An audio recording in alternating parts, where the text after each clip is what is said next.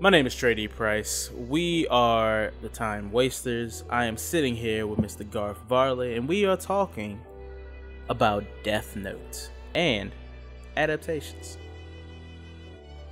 What'd you think of that, Garth? You think that was some smooth? That was some Yeah. I mean, it's the truth.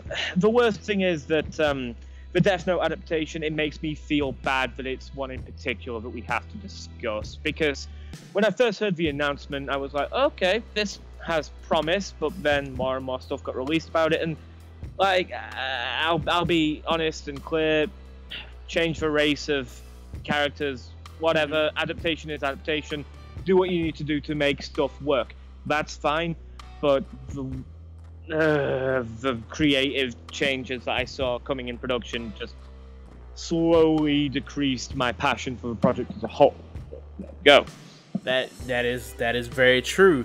People, we're not going to talk about whether or not this is a good or a bad movie. This is a bad movie. That's whether you think otherwise is your own thing. Please feel free to have that thought. But I'm pretty sure me and Garth can both agree this ain't quality film.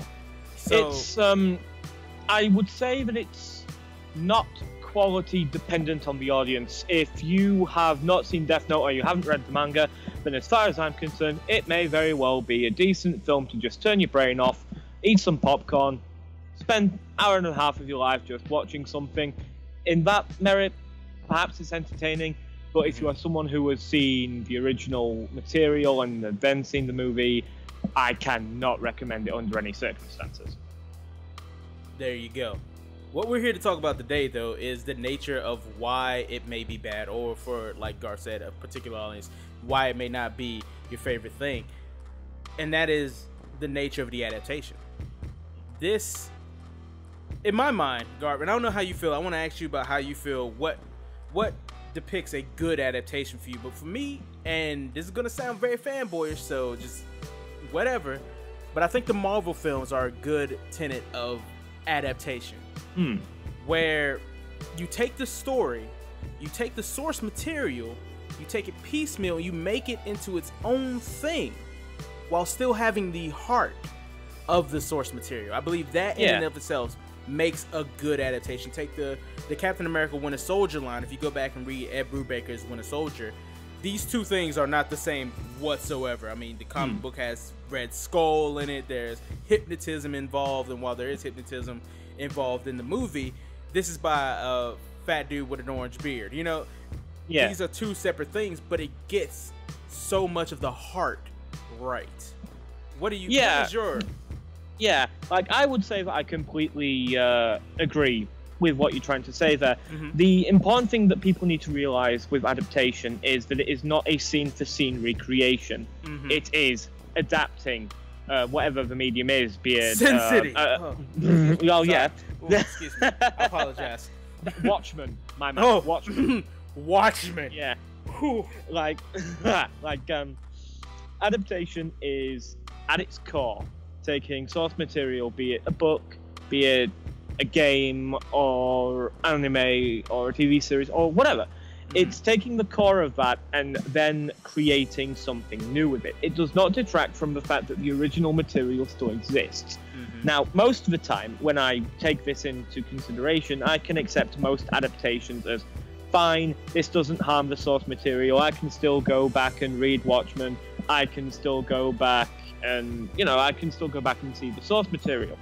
But in certain cases, I honestly do believe an adaptation can do damage to the original source material, as weird as that might sound. No, because, and it doesn't sound weird at all. Yeah, because to me, let's use Death Note as an example. I mean, that is the topic of discussion, kind of. Let's say that someone is vaguely interested in the anime, but they haven't got the time to put in, which is completely fair. Anime is long form, so that's fine. So they decide to themselves, well, I've got a Netflix account and I've got a few hours spare, I will watch the movie. If they are then put off by the merits of the film, then in my opinion, they're missing out on what is a pretty damn good series. I will admit to hubris here and say that I haven't read the entire manga, but I have seen the lion's share of the anime. I mean, when certain things happen, the story gets fucking dumb, but that's its own thing, of course. Of but course.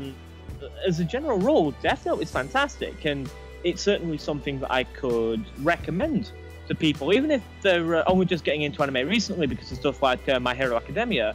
If these are people who have started getting into anime now, I can say, okay, look to Death Note, because it was one of the things that got me in. But if people want to try and get into anime, but they then use the movie as a way of getting in, then frankly, it'll probably turn them off the concept, and I honestly think that that's sad. So it damages the original property. Exactly right. Exactly right. So let's talk about a few things, a few elements from the movie that we may think they just got egregiously wrong. Like, what are some of the things for you that when you watched the film, it was like, this missed the whole bar completely? And yeah, right, okay.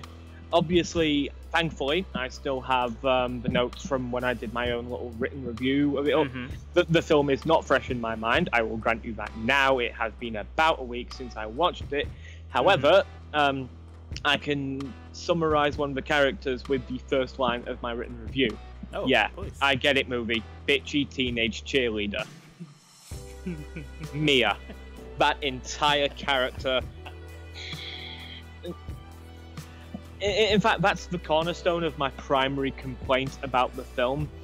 Instead of it being a psychological thriller, which is what it should have been, a psychological thriller about trying to understand the morality of, if you are given the option to kill indiscriminately, how do you use that power?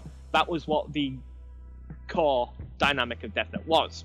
The Netflix adaptation, it was a fucking edgy teen romance movie, and that just entirely missed the point. Yes, it did.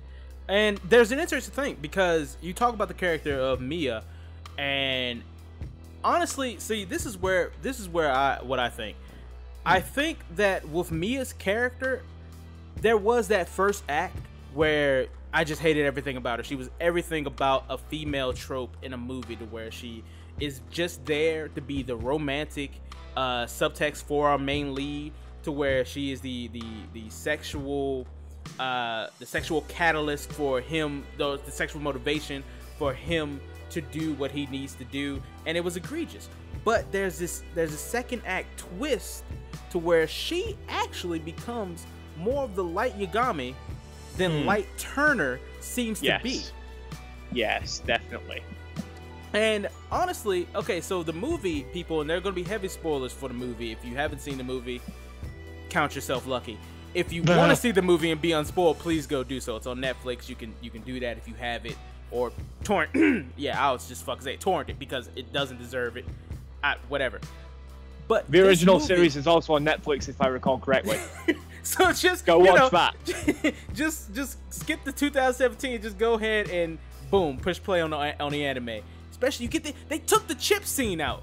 Garth, they took the chip scene out. That's the most important scene in the whole entire series. And now you have to watch the anime because you got to know what I'm talking about. But you need that context.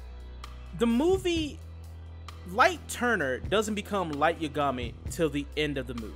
Right? The very last scene where he's explaining how his whole ingenious plan was genius, which, one, I find to be the most cynic part of this entire fucking movie. Yeah. Because you don't set up at all that Light Turner is, in fact, a genius, has this sort of drive, have this sort of conditioning, this forethought to do such a thing.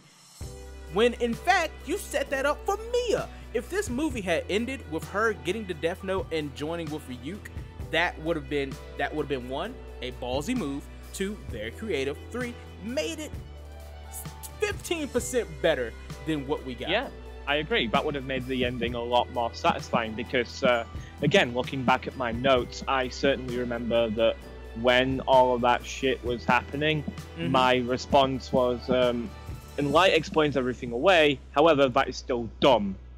Like, heart attack page, in the fire, boo, fuck off, boo. Because we had no prior engagement with the fact that Light is, for lack of better words, 2 steps ahead of everyone else. That wasn't shown in the rest of the film. So out of the blue, that just seemed nonsensical. It didn't seem correct. It just seemed like, for lack of a better word, Deus Ex Machina. It was just the creator saying, yep, we are running low on runtime. Let's just sweep all this under the rug. Oh, how did he do it? Oh, because he's clever.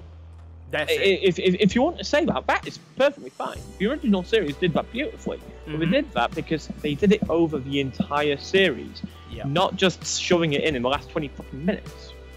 And therein lies the problem of an American adaptation, because I think this was like Adam Wingard, who has done great. I love his past movies. I love the Blair Witch reboot, you know, and I think he's really good with horror. This is like somebody told him to make Death Note. He got the Spark Notes and stuffed the manga inside of a Coke bottle called American Film. And it just, because it's such the teen angsty like action movie or thriller, action thriller that you were talking, like it wants to be a psychological thriller, but it doesn't go that far. Yeah. And it's just like it's a why thing.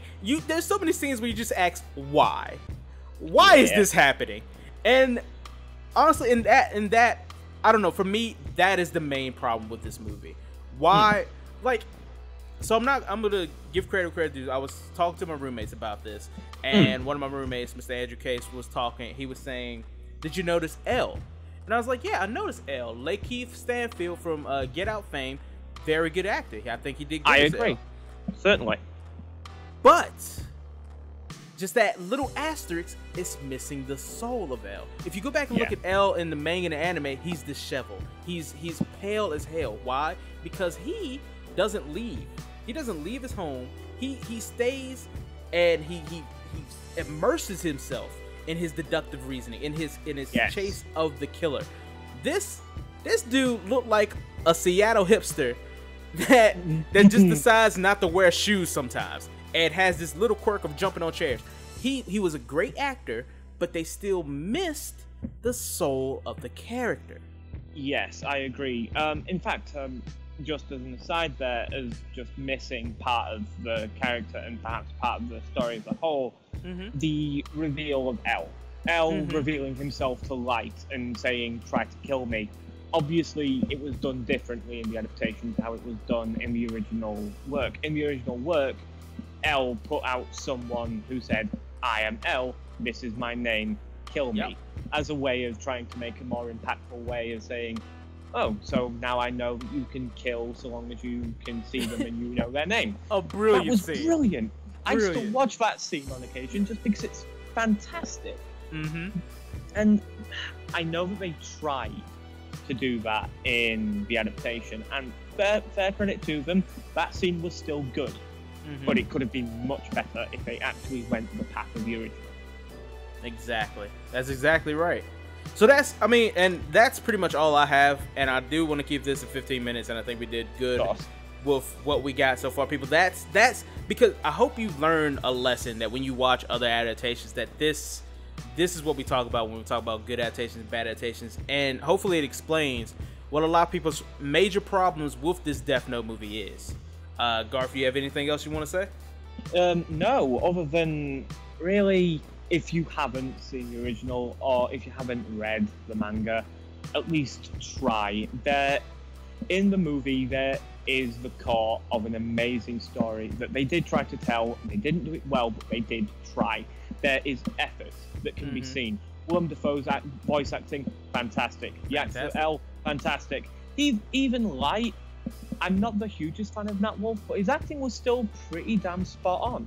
There was effort put into this, but the execution wasn't perfect, so I implore you to watch the original series because it is far and beyond the ultimate way of enjoying the series, in my opinion at least.